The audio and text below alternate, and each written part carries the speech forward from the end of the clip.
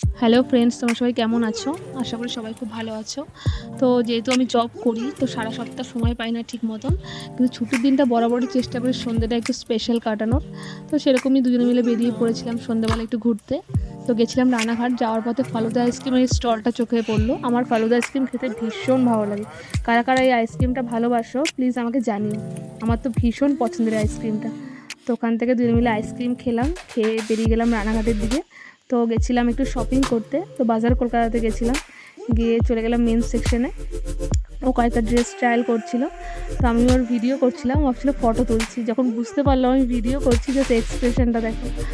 দিয়ে ওখান থেকে ড্রেস ট্রায়াল করলো, করে 3-4টে ড্রেস কিনলো নিজে। তো কোনো উদ্দেশ্য ছিল না কেনাকাটা করার, বাট বেরোলেই আমাদের কেনাকাটা শপিং এগুলো মানে আমরা কিছুতেই স্কিপ করতে পারি না। তারপর ওখান থেকে কেনাকাটা করে চলে এলাম লেডিস কাউন্টারে। ওখান থেকে আমি জাস্ট কেনার ইচ্ছে ছিল না, ওই বলে দুটো ড্রেস চয়েস করে দিল, বলে দুটো ট্রায়াল কর। তো দুটো ট্রায়াল করেছিলাম, দুটোই আমার ভীষণ পছন্দ হয়েছিল, নিয়ে নিলাম দুটো ড্রেসই। তো ওখান থেকে আসার পথে আমরা গেছিলাম মিস্টার মোমোতে। তো ওখান থেকে মোমো খেলাম, ওখানকার মোমোটা ভীষণ ভালো খেতে। আর আমার ভিডিওটা কেমন লাগলো তোমরা প্লিজ জানিও। ওকে, টাটা, বাই বাই।